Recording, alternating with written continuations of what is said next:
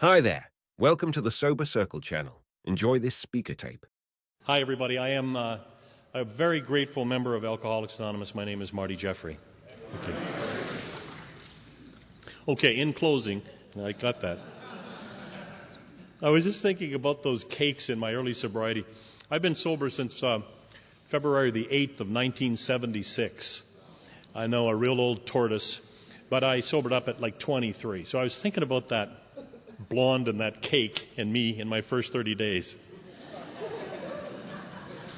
Wondering what she's going to look like, the one that hands out the chips. You know what I'm saying? It's just, I would have been obsessing. But it's delightful. Your group always, your reputation precedes you. Specific group's a great group.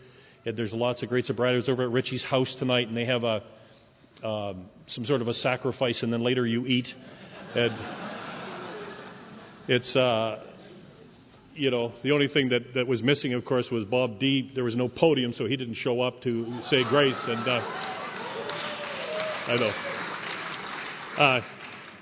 I've known Bob a long time. I think in fact, he asked me to come here, so I want to thank him for that. And I live in the United States of America right now. I'm working in a company that's doing children's cartoons, which I think is fitting in your 30th year of sobriety. And what we're also trying to do is make the internet a safe place for kids, because it's just scarier and scarier. I think 30 years ago when I sobered up, the only other person in Alcoholics Anonymous under the age of like 35 or 40 was an 18-year-old kid. I mean, 20-year-olds were virtually unheard of. So to see so many, beautiful young lives redeemed, and I can tell you from experience, so you got a head start when you sober up young. And I don't know if you've had the experience of one of the old farts coming up and saying, "How much could you have possibly drank?" Have you had that happen yet? You just want to puke on them and share some of it. Well, I used to look at the old people and think, how the hell did they stay out there that long?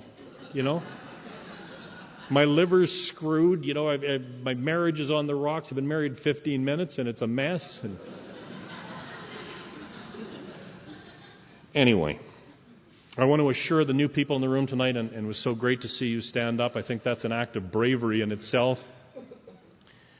I'm not going to do any of the typical sort of talks that you've heard, lectures, statistics, Alcoholics Anonymous and statistics. What a joke. How many people are in the groups now? We don't know. It's anonymous, Statistics are nuts anyway. I heard one the other day. 58% of people pray after sex. The other 42% use contraception. So,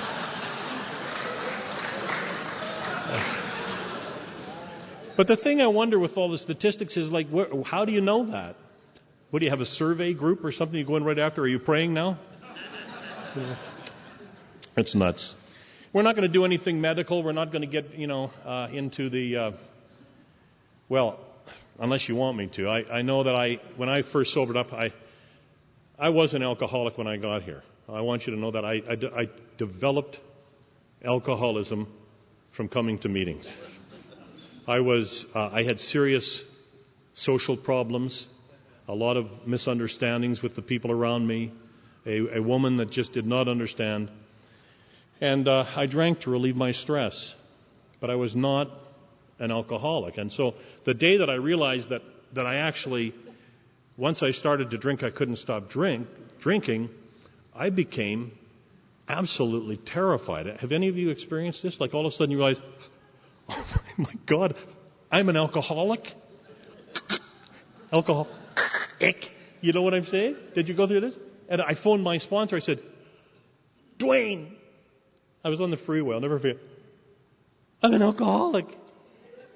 And there was a dead pause, and he said, criminy. He said, now it's unanimous. Everybody in Canada believes you're an alcoholic now that you've accepted it. But I said, well, what is it exactly? What is it do I have? And he sent me to this counselor guy.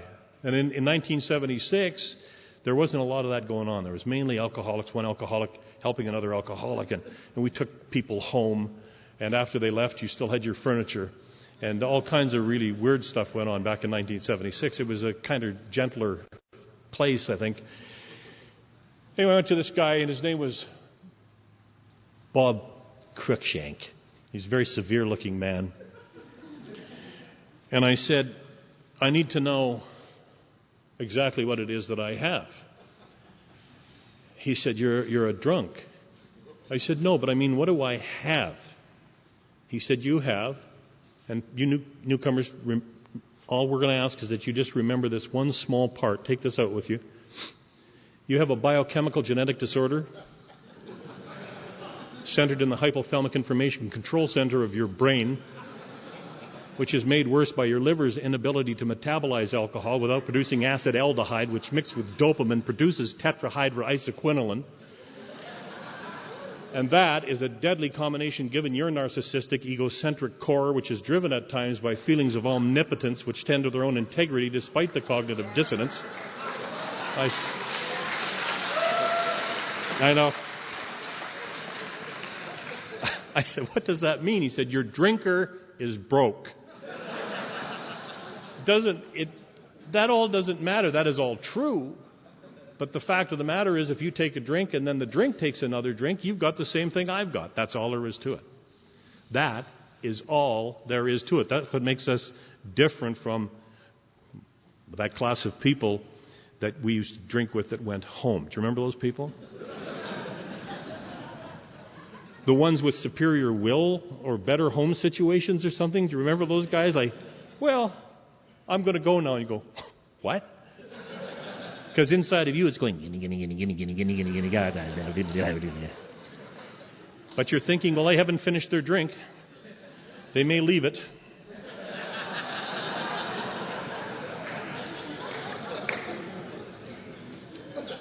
Our program has a suggestion for people like me that we follow a little format, lest we digress.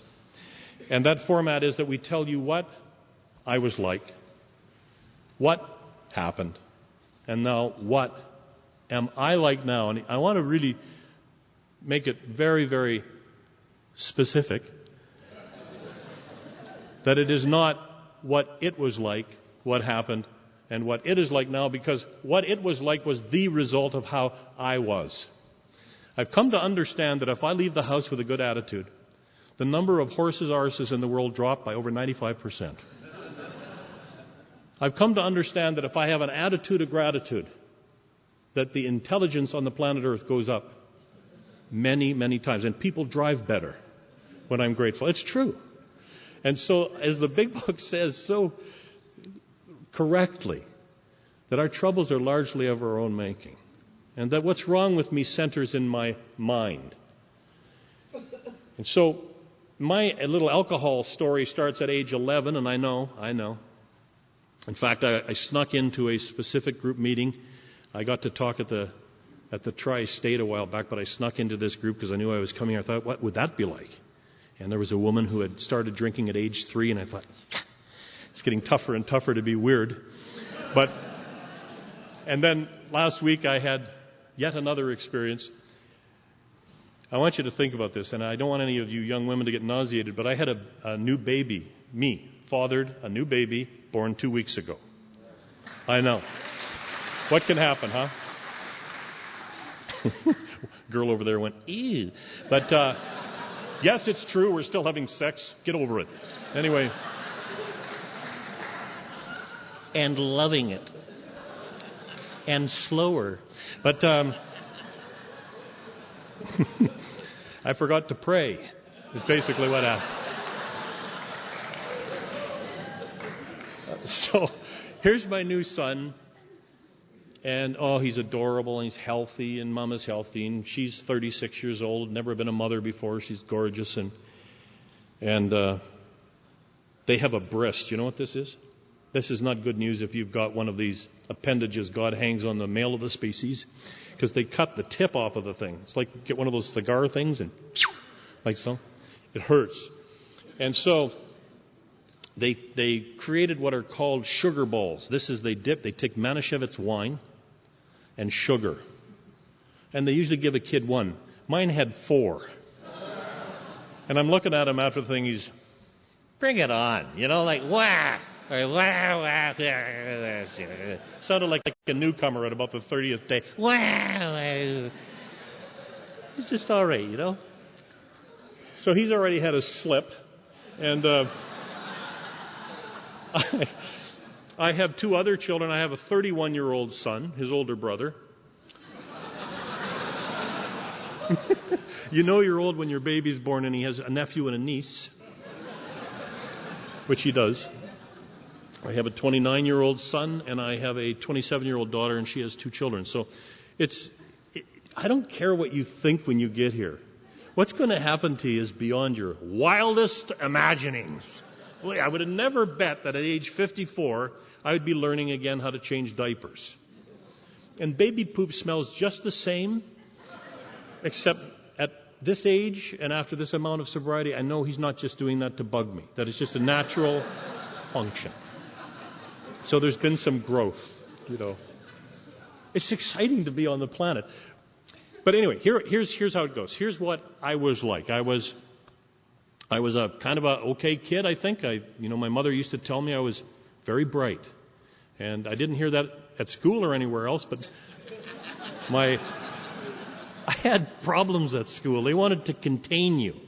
And I didn't understand containment at all. They used to give me this strap, and my mission in life was to learn how to do that and smile at the same time. It was like, hit me as hard as you can. It makes me feel like a man. And that's how you know you're a drunk, when they're disciplining and you're figuring out how you can do it gracefully, because it's not going to stop. And at about age 11, I was over at a friend's place, and we were in the bathroom, and there was a bottle of Loganberry wine. And we cracked that baby. And he took a sip, and he spit it in the toilet. And I took a sip, and my entire world changed. I knew I never wanted to ever see him again.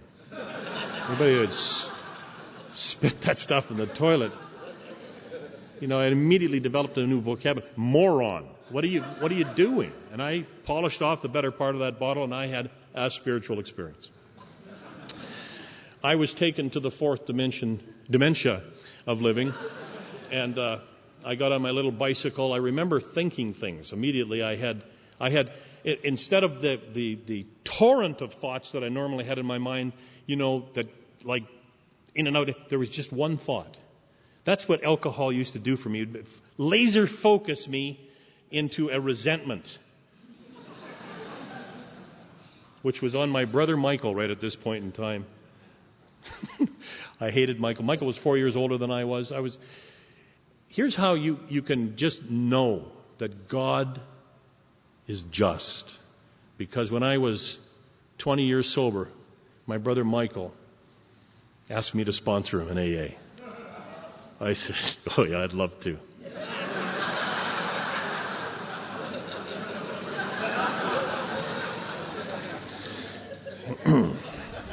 He's still sober, but he's a weaker, gentler person than he was.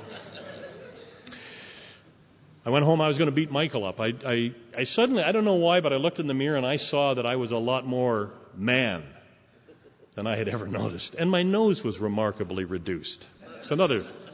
And I got on my bicycle and I wound that baby up. I figured I could probably do light speed by the end of the block, but I impacted a truck. It was parked. And the two thoughts that went through my mind, it's amazing how you remember some of this stuff. I don't remember eating my first taco, but my first drunk is crystal clear. I think it was important to me. I hit this thing and I immediately think, that didn't hurt. As I'm flying through the air giving a skin donation. And I'm thinking, oh man, this is fun, And I got home and my mother met me at the door. And this is how I know for certain that there is only one alcoholic brain and that we all get to use it, because we all give the same answer. When I opened the door, my mother opened the door and I was there and I was bloodied and I had a little bit of Loganberry wine on me. She said, were you drinking? And I said, I had two. Nobody told me to say that. It's just under the alcoholic brain. Just two. And when I was like 20 years old and the car was upside down and the cop said, were you drinking? I said, just two. That's it. I remember throwing up, and I remember not liking that so much, but thinking, if I have to do that in order to get this. Loganberry wine, of course, goes down purple, comes up pink, floats on water. It's amazing. And I went after my brother Michael. That was about a 3-minute fight. He hit me, I hit him, I hit him, I hit him, he hit me, I went down. It was morning. And remember my father kicking my arse. It was not physically not a good night for me. But in the morning, I couldn't wait to get to school to tell the other kids what I found. And I described, I puked, I smacked my bike up, Mike beat me up. They're saying, "You like this?" Yeah. And I started a behavior, and this is although you never hear this at an Al-Anon meeting, you will hear at AA the cunning mind of the alcoholic. And I used to just get inspirations between drinking periods. And at age 11, it suddenly dawned on me that almost every Friday and Saturday night in the little town in which I lived, at the local Army and Navy Hall, there were Ukrainian weddings. How would they know if I was family or not? And I had a little suit, and I'd put my little suit on, and I'd go to the wedding. They'd greet you at the door, and they'd say, "Are you with the bride or the groom?" I'd say both. No preference. They thought that was amazing. And I'd get drinking the home brew, and I'd lay on the floor and watch the band spin, and life was good. And I stole, and I did stuff. And it's an amazing thing that even at age 11, what I was manifesting was the inability to face life on life's terms. It was just overwhelming to me. I can't explain that to anybody, and I can't explain to earth people the fact that alcoholism moves at different rates in different parts, in different people. That for me, from the first drink, I craved. From the first time alcohol entered my body, the drink took a drink. My brother Michael didn't get that until he was well into his 30s. And then all of a sudden the phenomenon of craving started and his life went down the toilet. But emotionally I wasn't there. Spiritually I wasn't there. And so I went undetected until I was in my probably late teens, when people started to say, "Do you think you have a problem drinking?" And I'm thinking, "Are you nuts? Nobody can drink more than I can drink." Problem? I love drinking. It's life I can't stand. It's the periods between the drinking. That's what I'm having trouble with. Another example of my alcoholism is Christmas, coming home from university. This is a joyous time in a family. I was home and we got into the booze. My brother Paul and I got into a fight over a road race set. And the last thing I remember was my father, who was a huge, physically powerful man, throwing me down the stairs. And it was a long flight of stairs. And I remember my mother standing at the top saying, "One day you will kill him." And he said, "If he is lucky." My dad was not an alcoholic. My dad was that class of drinker that when people drank too much, he drank too much. When they didn't drink, he didn't drink. And if they drank socially, he drank socially. It was a mystery to me. I couldn't understand that ever. I thought, man, this guy's got willpower. Didn't care. I remember that Christmas night, sleeping literally under a table. I remember my coming to and my father on his knee. I guess he'd searched for me all night, and he found me in this rag-bag apartment and begged me to come home and spend Christmas with the family. And I remember the pain, and I remember all of that, and I remember getting drunk that night because the humiliation of it was just beyond. By the time I was in my last year before I stopped drinking, so I'd be 20 or 22, I was a radio broadcaster, and we'd had a party, and my wife had left.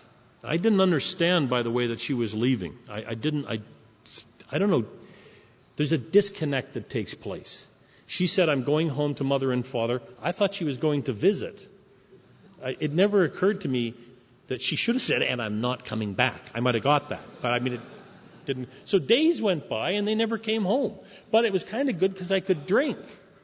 See what I'm saying? And I'm young and I'm dumb and I've got a 6-month-old baby and I'm at this radio staff party and I steal, this is so humiliating, steal beer out of the staff party.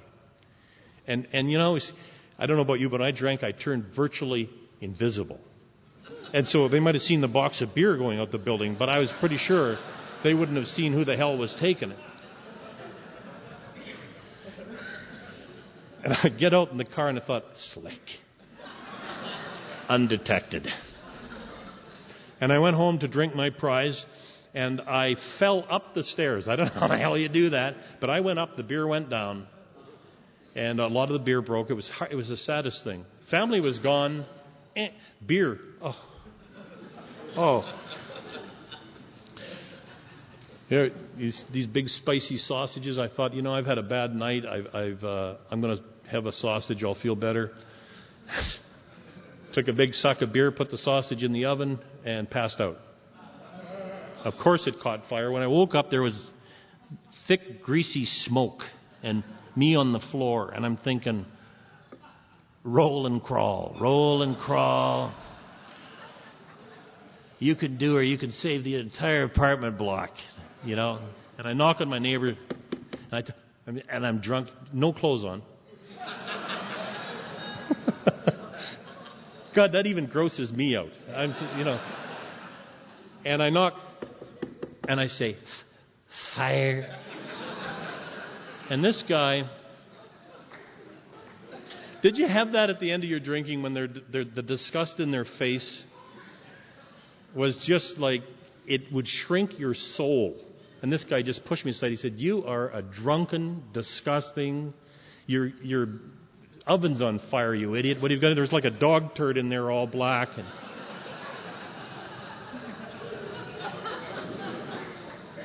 I immediately figured that's why Shirley's gone, because the apartment stinks of garlic and burnt meat. So I phoned her. I said, we'll move. If that's upsetting you, I'll get a house. There is no understanding in the relationship between an alcoholic and their hostage. I'm sorry, wife. And so she came back. I had 6 more months of the most insane drinking. Save about a 1-month period where I had a full remission. 100%. You know, this is how I know that I have a disease. This is not self-inflicted. This is not I drank too much beer and broke my drinker. This has nothing to do with any of that. Remission is when one day you wake up, you drink a beer, you drink scotch. That's all you want. Wow. I'd never had that before, and I thought, wow. Booze is like acne. It clears up, you know? You just got to live long enough, and then you start to drink normally. The obsession of every abnormal drinker is not to drink, not to get drunk. It's to control the amount they drink. That is the trick. If you're new in here at 30 days, don't kid yourself. It's not about drinking or not drinking. Somewhere deep inside yourself, your big hope is that someday, that you're going to control your drinking. Every single addiction works like that. The first lie an addiction tells you is, you don't have me. That's one good thing. At least you're not alcoholic. And second, if you were, you could control it. So I had a month of going over to the bar, and we'd have our drinks, and then I, like the super people, would go home. And then one day, it happened. It was like unbelievable. There was a car, there was a gun, there was one of the fellow workers. I know her brassiere was off. I know her boyfriend had a gun. I don't know if I was involved. I have no idea. That's the really shitty part about God. He only wakes you up for the embarrassing piece. You know, like, how do I know? Maybe there was really some hot stuff going on, but I missed it. I always missed it. I'd wake up just in time to go, you know?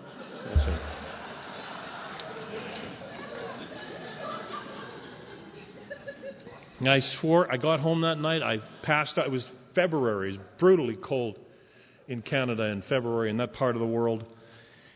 And I swore in the morning, God, this is the Alcoholic National Anthem, if you could see your way somehow clear to getting me out of this, there is so much I could do for you in the third world. In way of, gratis broadcasting or whatever you need there. And I went to work and it started to heal. Alcoholics have this thing, this magic web around them for a period of time. It's like a big pink blanket. No matter how bad you screw up, you flip the car 9 times, everybody gets out.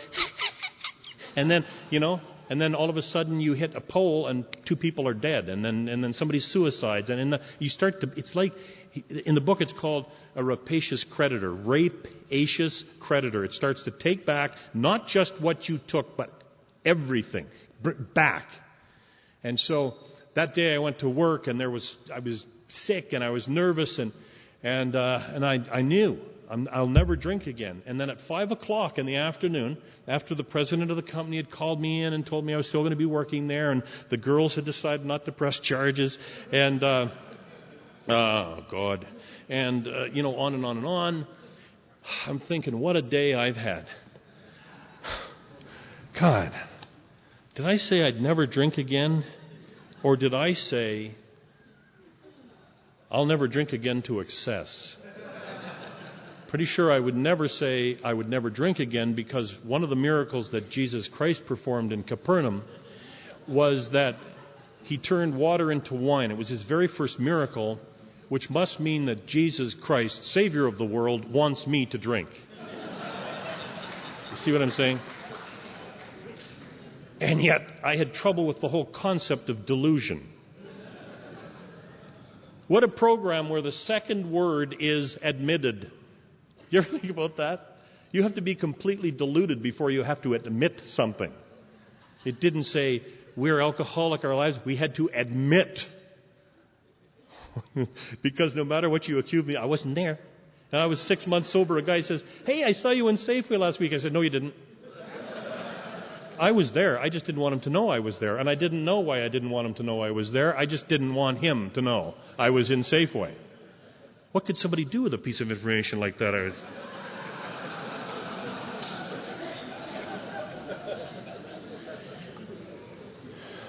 5:00, I go across to the bar, and it sets in motion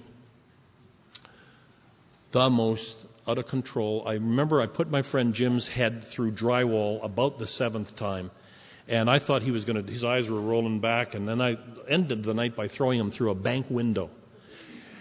And the one good thing about me when I drank was that I was not violent. Unless provoked. Like, say, for example, somebody was breathing. That would piss me off. Or you looked happy, Or you had a nice car. That could cause violence, but it was not anything I set in motion.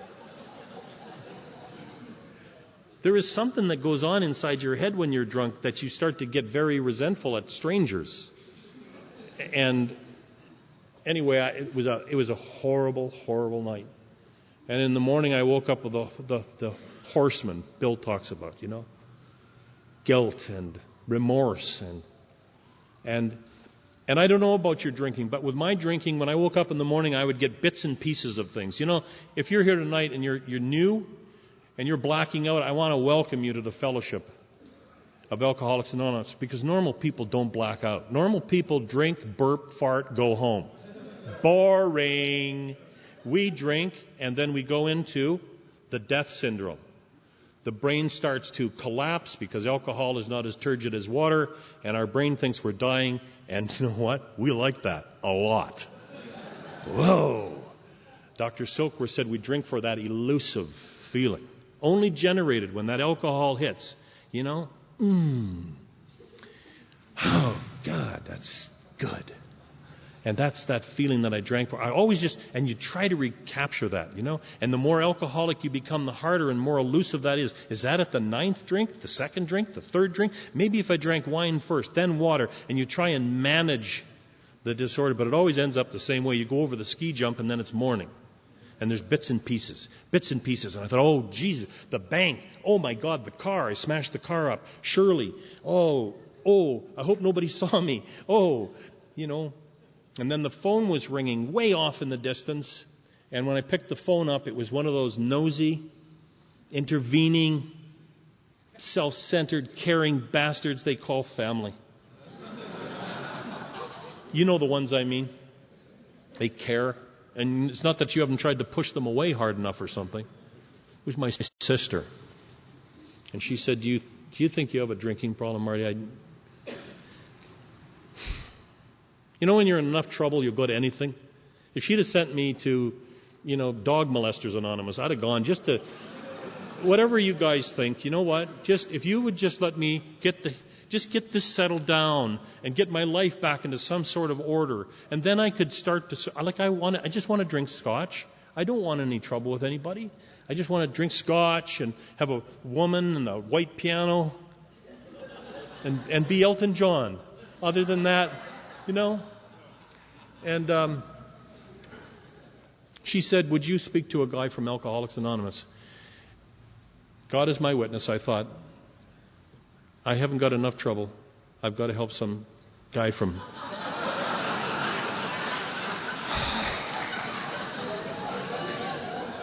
Will the burden of my gift never let up? The guy they sent over was a huge Norwegian. His name was Dwayne. That was not good. My father-in-law was a Norwegian. He used to swear at me in Norwegian when I picked my wife up.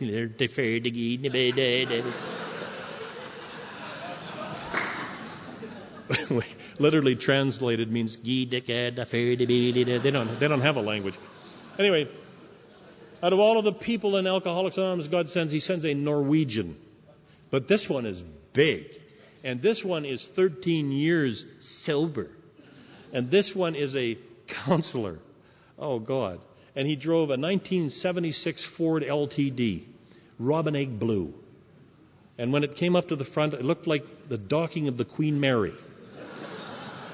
I hated him. I hated his car. I hated his hair. I hated his teeth. I hated the windows in his car. I hated me. I just hated. And when he picked me up, I said, hi, good to meet you. My father-in-law is Norwegian. Know any words? We went to the A&W on our first date. I'd never been at an A&W with another man before. It was like, what are we going to do here? I'm figuring the lecture's going to start. It's going to start. It always starts. And he starts talking about getting drunk and doing stupid stuff. See? It says in the big book, this is a classic story of carrying the message of alcoholics. It says in the big book, if the man seems a little nervous, tell him a few funny stories. And Dwayne told me stuff, and, I'm an alcoholic. That basically is an ego that drinks. And so every story he'd tell, I'd tell him one worse. And by the time, about 30 minutes into it, I've done half of my fifth step.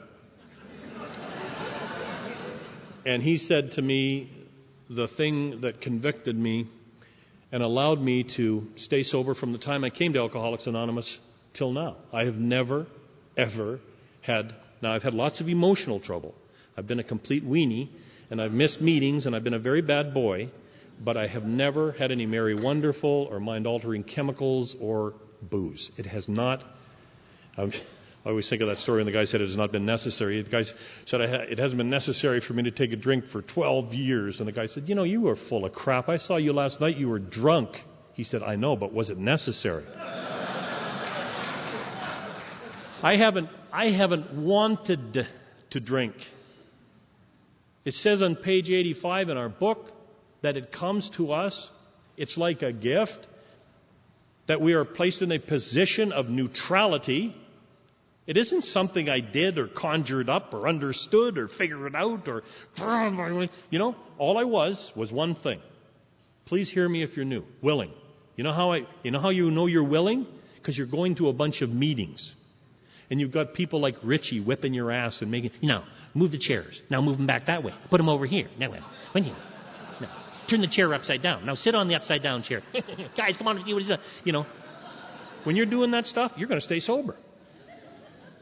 And then when you're sober, you got another guy. Okay, get the chair. Now, move it. Take it upside down. It's down. Now, you spin, because you can think of new stuff when you're sober, right?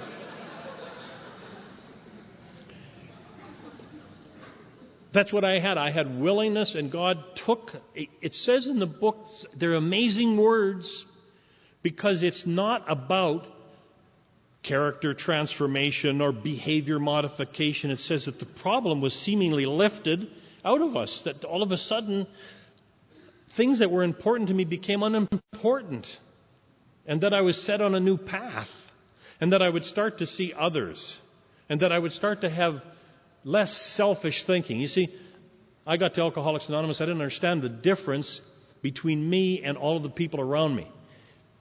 I'd drink, they'd drink, I'd get drunk. I thought they got drunk. Were you amazed when you got sober? You go to a wedding and everybody wasn't puking drunk? Did that amaze you? And some of them dance and their pants aren't wet or anything. You can do that? You see, we're narcissistic. That's a person that's having a love affair with themselves and can't stand the object of their affection.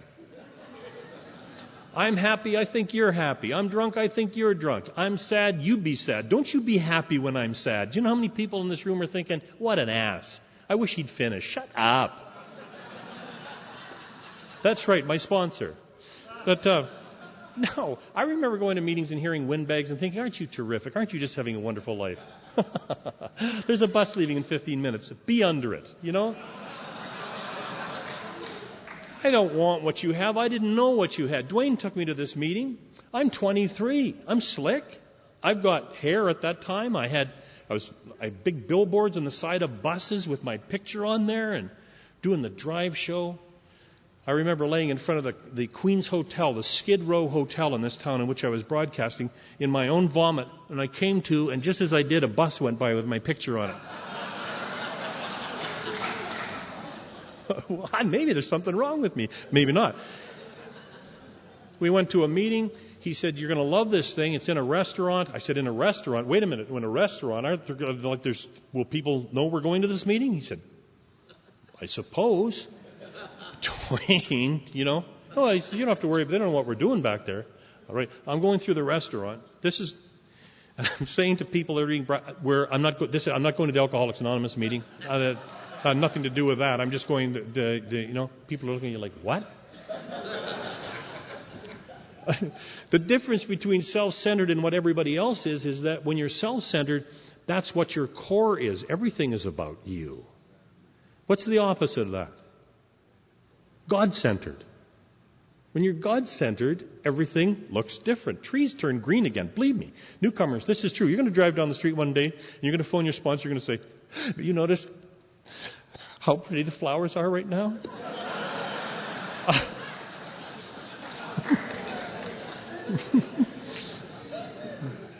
It happens. And you fall in love again, and life you start to have you start to live in the fourth dimension.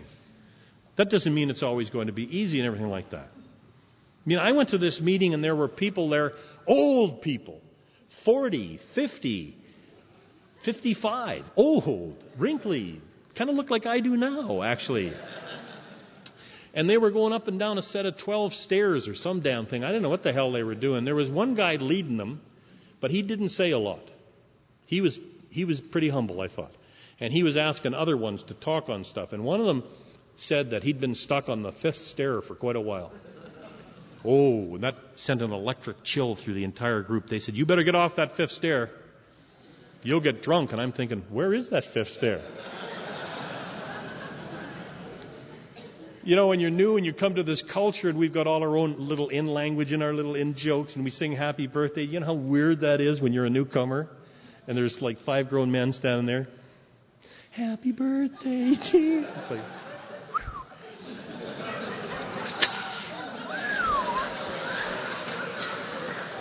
good for you, Bob. Yeah. I can't wait for my cake.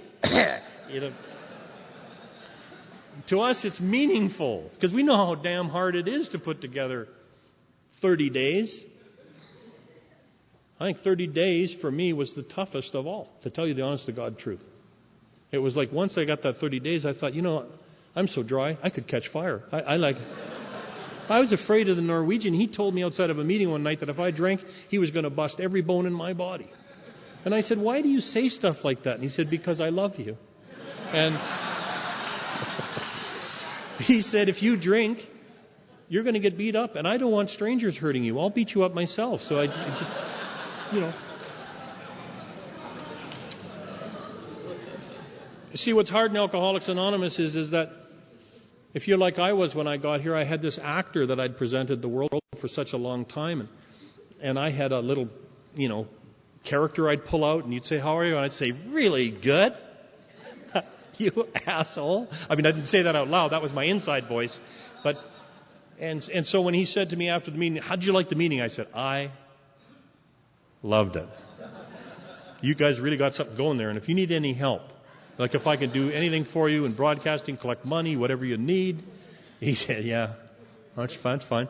So anyway, what time do you want to go to a meeting tonight?" And I said, "I don't want to go to a meeting tonight." And he said, "Oh yeah, you're going to a meeting tonight." I said, "I don't have to." He said, "Oh yeah, you do." I said, "What do you mean I do?" And he said, "Do you know why we call ourselves Alcoholics Anonymous, Marty?" And I said, "No." And he said, "Because there's a whole bunch of us, and you don't know who we are."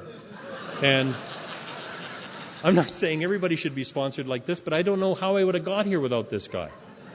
I spoke at his 40th birthday, and I was going on and on and on. Dwayne, he gave up his time, his life. He spent time with me. When he got up and talked, he said, "Man, I didn't do that because of you. I was fighting with my wife, and I didn't want to go home. I didn't care about you. What the hell are you talking about?" And he was serious. He was a pig. That's why I love him so much. We went to the night meeting. The night meeting was crazier than the breakfast meeting, except that there was girls at the night meeting. Hookers, I figured, because, yeah. And if anybody here is a hooker, I'm not putting it down. But I'm the only person I know that never gets propositioned by hookers. I mean, how ugly do you have to be that not even working girls will ask you for a date? I mean, that's awful. Anyway, I said, you know that thing they do? "Would the newcomer like to say something?" And you're supposed to say, "I was so screwed up, and then now I found you. And your message tonight changed me. I saw, I felt. I'm a new man." And what comes out of my mouth is, "Were you guys hookers?" And and Ruth, the vocal of the two, said, "No, I was never a hooker, Marty, but what I used to do is get really loaded, and then I'd pick up an anemic-looking little turd like you and party with him sometimes." Yeah? Well, Dwayne and the other alcoholics thought this was very funny. And when we got outside, they mocked me. They got around in a circle, and they made fun of me, and then they all went home, feeling better about themselves.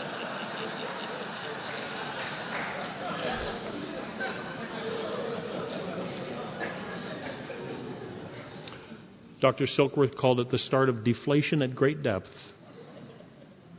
I was at a meeting of Alcoholics Anonymous, that same meeting the following Sunday. I was trying to hear. I couldn't hear anything. Everybody sounded the same.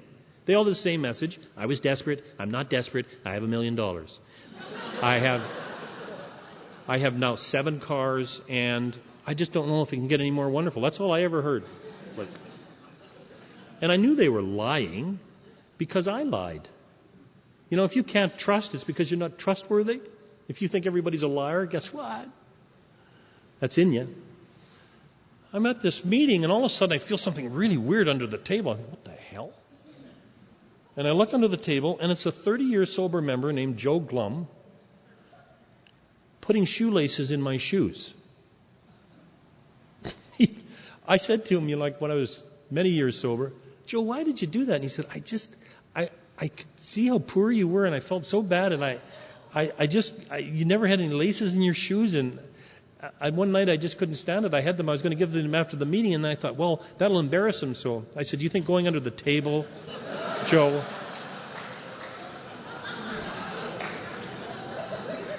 You don't have to do this to stay sober, but it helps. You know what I'm saying? I don't know what's going to happen to you if you're new in this room, but I'm telling you, don't hate the people that are hard on you. Don't hate the people that are dragging you around. Don't. I mean, we used to do stuff. They told me, if you don't have more fun sober than you did when you're drunk, you're going to be drunk again.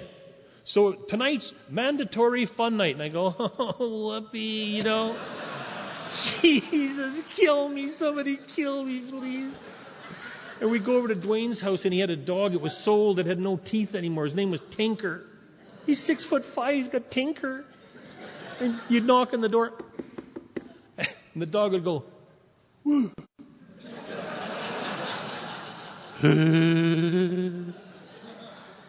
Woo. And then it'd have to go lay down.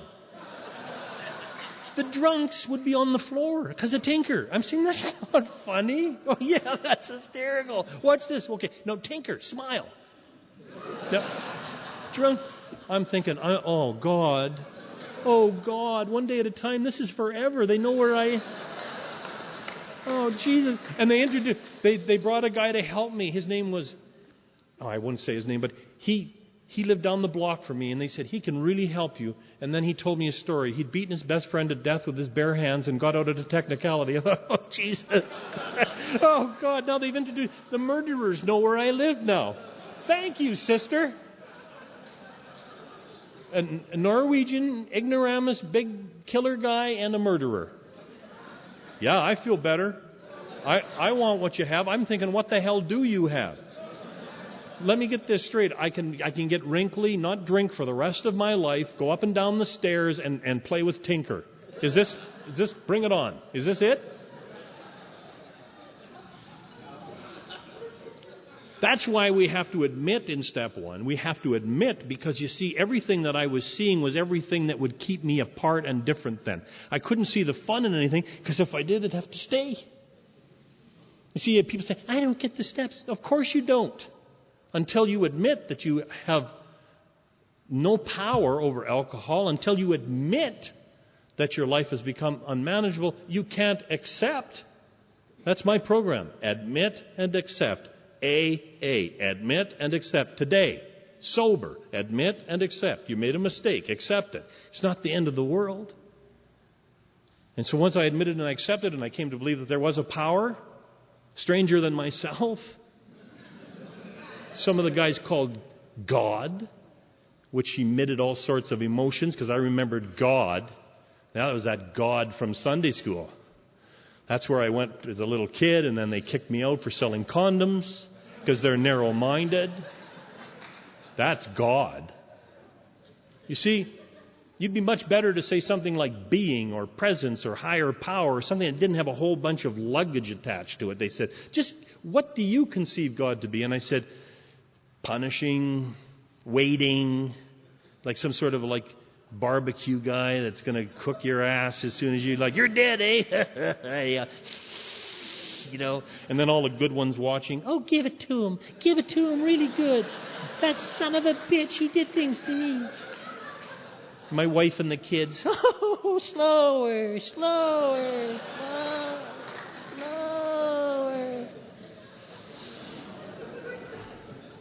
I admitted, I finally accepted that there was something outside of myself. And I turned what I was doing and what I was thinking over to the care of, are you ready?